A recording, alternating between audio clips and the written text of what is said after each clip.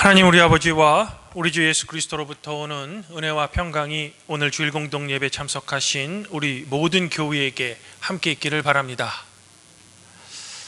오늘은 교회력으로 새해인 대림절 첫째 주일입니다.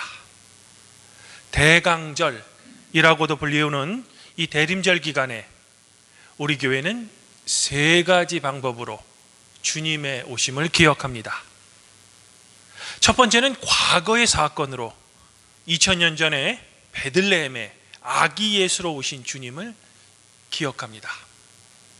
두 번째는 지금 현재로 말씀과 성찬으로 우리 안에 은총을 베풀고 계시는 주님을 기억하죠. 그리고 마지막 세 번째로는 미래의 사건으로 이제 세상 끝날 때 영광의 재림주로 오시는 주님을 기대하고 있는 겁니다. 이처럼 대림절은 육신으로 이 세상에 오신 주님을 축하하기 위한 준비뿐만 아니라 지금도 우리와 함께 계시며 이제 미래에 세상을 심판하시기 위해 오실 주님을 기다리는 교회력의 절기인 겁니다. 그래서 대림절의 색깔은 왕을 상징하는 자주색이 되는 겁니다. 이런 의미가 있는 대림절 첫째 주일에 저는 새로운 교회력에 따라서 이제 마가복음 13장 24절부터 37절의 말씀으로 성도 여러분들과 함께 이제 성탄절에 오시는 주님을 준비하려고 하는 겁니다. 성도 여러분, 보통 새해가 되면 사람들은 새로운 계획들을 세웁니다. 그리고 이 계획을 이루기 위해 결심을 하죠. 또한 이런 계획들이 잘 이루어지기를 마음속으로 소망합니다. 사실 소망이라는 것은 내가 바라는 것 또는 내가 계획한 것들이 잘 이루어지기를 기다리는 마음입니다. 이처럼 사람이 소망을 갖는 순간 누구나 의식적이든 무의식적이든 무언가를 기다리게 된다는 겁니다. 이런 의미에서 소망을 갖는다라는 것은 곧 기다림이 되는 겁니다. 어쩌면 우리 사람들은 일평생 기다림의 존재일 수도 있는 겁니다. 그런데 이런 기다림, 다른 말로 표현하면 희망이라고 표현될 수도 있는 이 기다림이 우리가 이 험난하고 힘든 세상을 그래도 살아갈 수 있게 하는 일종의 원동력이 되기도 한다는 겁니다. 즉 내일은 어떤 좋은 일이 나에게 있을까? 올해는 과연 내가 기대하던 꿈이 과연 이루어질까? 라는 이런 기다림 속에서 우리 사람들은 그래도 자신들의 삶을 계속 이어가고 있다는 겁니다. 만일 이런 기다림이 없는 사람이라면 아마 그 사람은 죽은 사람일지도 모르겠습니다. 그런데 우리 그리스도인들은 이런 다양한 기다림 속에서도 아주 특별한 것을 기다리는 그런 사람들이라는 거죠. 그리고 그것은 바로 주님이 다시 오실 그날, 즉 재림의 날을 기다리면서 현재라는 이 시간을 그래도 살아가는 그런 사람들이라는 겁니다. 초대교회 성도들 또한 현재 우리처럼 주님의 날을 기다리기도 했습니다. 그래서 이들은 예배 때마다 서로 인사할 때 이렇게 인사했다고 합니다. 주 예수여 이제 오시옵소서. 그런데 우리 또한 이 인사를 매주일에 합니다. 바로 이제 저의 설교 후에 함께 나눌 거룩한 성찬식을 할 때 제가 이렇게 기도를 합니다. 이제 성령을 우리 마음속에 보내주셔서 거룩한 성찬 가운데 오시는 주님을 살아있는 믿음으로 영접할 수 있게 하옵소서라고 성령 청원 기도를 하면 성도 여러분들 모두가 아멘 주 예수의 오시옵소서라고 이 기도에 화답합니다. 그런데 바로 이 화답이 초대교회 그리스도인들이 예배 때마다 했던 주님의 오심을 기다리는 동일한 인사라는 겁니다. 이처럼 대림절은 제가 앞서 설명드린 대로 다시 오시기로 약속하신 예수 그리스도를 기다리는 교회력의 절기라는 겁니다. 그런데 예수님께서 영광과 권능으로 다시 오시기로 약속하신 그날은 이 세상의 구원의 날이기도 하지만 동시에 심판의 날이기도 하다는 겁니다. 오늘 마가복음 13장에는 예수님께서 다시 오실 그날이 오기 전에 어떤 일들이 생길지 그 징조들에 대해 주님께서 제자들에게 미리 알려주고 계신 겁니다. 이런 예수님께서 말씀하신 종말의 징조들을 지금 설명드리면 종말 때가 오면 신앙적 박해가 일어날 것이다 라고 말씀하십니다. 그리고 큰 환난, 멸망에 가증한 것이 서지 못할 곳에 설 것이라고도 말씀하시죠. 또한 거짓 선지자들이 일어나서 이적과 기사를 일으켜서 하나님의 백성을 미혹하려 한다는 겁니다. 그러나 더욱 중요한 것은 그날이 언제일지 하늘에 있는 천사도 모르고 아들이신 예수님도 모르고 오직 아버지 하나님만이 아신다고 말씀하셨다는 겁니다. 그런데 사람들은 왠지 나도 모른다 라는 이 재림의 날을 몇 년, 몇 월, 며칠이다, 즉 구체적으로 언제이다 라고 담대히 선언하곤 했습니다.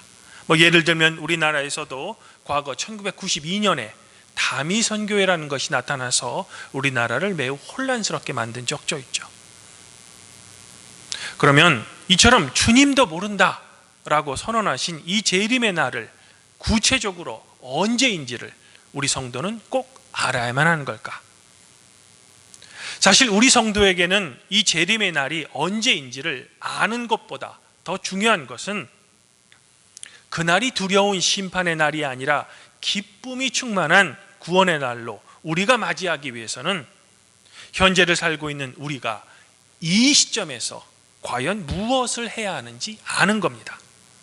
이런 의미에서 예수님께서 오늘 복음서 말씀인 마가복음 13장 24절부터 37절에서 그날을 두려움이 아닌 기쁨으로 맞이하기 위해서 우리 성도가 꼭 해야만 하는 것이 무엇인지를 우리 성도들에게 분명히 알려주고 있는 거죠. 그것은 한마디로 주의하여 깨어있으라는 겁니다. 특별히 깨어있으라라는 이 권면을 4번이나 반복해서 강조하고 계신 겁니다. 그러면 주님께서 말씀하신 깨어있어야 한다라는 이 말씀의 의미는 도대체 또 무엇일까? 문자적 의미 그대로 잠을 전혀 자지 않고 기도를 계속해야만 한다는 걸까? 그러나 육체의 한계가 있는 우리 인간의 몸을 입고 있는 우리는 계속 깨어있을 수 없습니다. 불가능하다는 겁니다. 그러면 예수님의 이 명령은 도대체 무슨 의미가 그 안에 내포되어 있는 걸까? 사랑하는 성도 여러분, 예수님께서는 깨어있는 것, 이 깨어있는 것이 과연 무엇인지를 34절에서 일종의 비유로 우리에게 설명해 주신 겁니다. 그리고 이 비유에 따르면 어떤 집주인이 종들에게 각각 알맞은 권한과 사물을 맡기고 또한 문지기에는 깨어있으라고 명령한 후에 타국으로 떠난 것으로 비유하고 계신 겁니다. 이 비유 속에서 집을 떠났다가 언제인지 알 수 없는 그날 돌아올 주인은 바로 재림을 약속하신 예수 그리스도가 되시는 겁니다. 그리고 권한과 사물을 맡은 종들 또한 집을 지키는 문지기는 바로 성도 여러분들을 의미하고 있는 거죠. 또한 집주인이 언제 올지 모른다는 것은 주님이 재림하실 날은 하나님만이 아시는 비밀에 감춰져 있다는 겁니다. 그러하게 주인이 호련히 와서 자는 것을 보지 않도록 우리는 깨어 있어야 한다는 겁니다. 그러나 이 비유 속에서 예수님께서 강조하신 것은 집주인이 언제 올지를 알도록, 그 날을 알도록 노력하는 것이 아니라 주인이 집을 떠날 때 자신의 종들에게 어떤 권한 그리고 사물을 맡겼으며 문지기에는 깨어있으라 라고 말씀하셨다는 겁니다. 즉 이를 현대의 우리 성도에게 적용한다면 예수님께서는 성도 여러분들 각자에게 알맞은 권한과 어떤 일을 맡기셨다는 겁니다. 그리고 그것을 여러분의 삶에서 아주 충실히 수행하는 것이 바로 깨어있으라라는 그 의미라는 겁니다.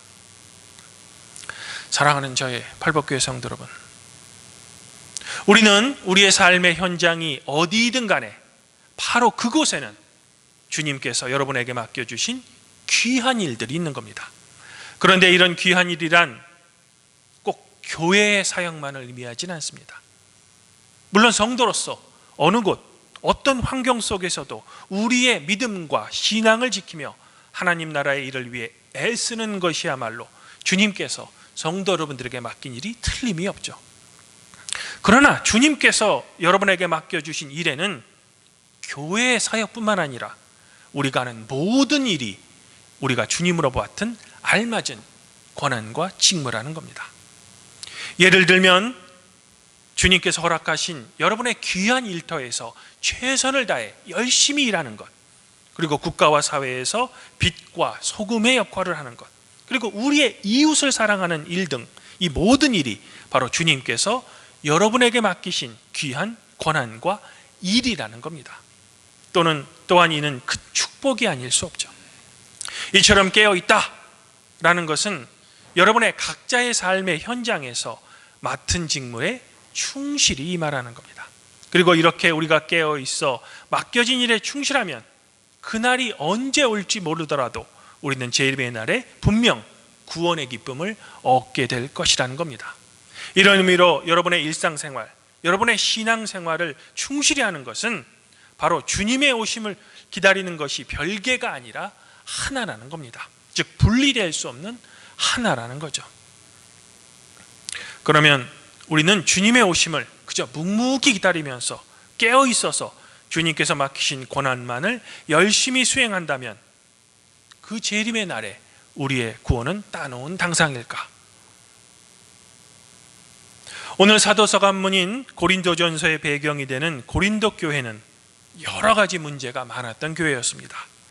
그리고 그 문제 중 하나는 고린도 교회에게 풍족하게 부어주신 그 하나님의 은사에 성도들이 만족해서 성도들 스스로 이제 우리가 모든 것을 이룰 수 있다라고 자만했다는 겁니다. 그러면서 예수 그리스도께서 다시 오실 그날을 구원을 성취할 재림의 날로 고대하고 있었다는 거죠. 즉 구원을 자기의 능력으로 쟁취할 수 있다라고 착각했다는 겁니다. 그러나 사도 바울은 이런 이들의 생각에 대해 이렇게 직언하고 있습니다. 우리 주 예수 그리스도께서 나타나실 날에 여러분이 흠잡을 데 없는 사람으로 설 수 있도록 주님께서 여러분을 끝까지 튼튼히 세워주실 것입니다. 사도 바울은 그리스도가 나타나실 날, 즉 재림의 날까지 우리 성도가 주님 앞에서 책망할 것이 없게 하는 것은 우리 스스로의 힘이 아니라 바로 주님께서 해주신다는 것을 분명히 지적하고 있는 거죠. 즉 주님께서 여러분을 붙잡아 주지 않으신다면 우리의 힘만으로는 결코 하나님 앞에서 책망할 것이 없는 성도가 될 수 없다라는 겁니다. 다시 말해 우리의 힘만으로는 주님께서 맡겨주신 권한과 그 일을 우리가 깨어 있어서 할 수 없다라는 겁니다. 오로지 주님께서 성도 여러분들을 튼튼하게 세워주셔야만 여러분들은 진정으로 깨어 있어서 할 수 있다라는 겁니다. 이런 의미로 구원은 온전히 주님께 달려 있다는 거죠. 그런데 이런 의미를 반대로 하면 우리는 어쩌면 구원에서 탈락될 수도 있다는 거죠. 그러나 사도 바울은 마지막 권면에서 낙심할 수도 있는 성도들에게 구원의 확신을 이렇게 다시 심어주고 있습니다. 하나님은 신실하신 분입니다. 하나님께서는 여러분들을 부르셔서 그 아들 우리 주 예수 그리스도와 친교를 가지게 하여 주셨습니다.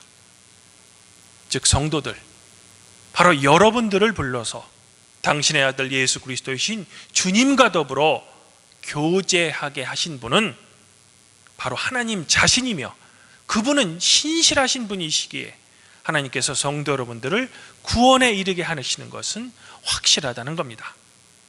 그러니 낙심하지 마시고 이것을 굳게 믿으시고 우리는 그저 우리에게 맡겨진 직무와 그 일에 충실하게 행하시면 된다라는 겁니다. 주님 안에서 한 형제자매인 팔복교회 성도 여러분, 교회력으로 오늘 새해가 시작되었습니다. 교회는 새해를 시작하는 이 대림절 첫째 주일을 지내며 특별한 분을 지냅니다.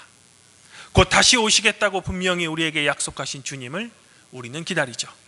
그리고 이 주님께서 다시 오셔서 우리의 고난과 슬픔의 현실을 기쁨이 넘치는 행복으로 바꿔주시기를 우리는 간절히 고대하고 있는 겁니다. 또한 죄악으로 가득 찬 이 세상을 하나님의 공평과 정의가 넘치는 세상으로 바꿔주시기를 우리는 또한 간절히 소망합니다.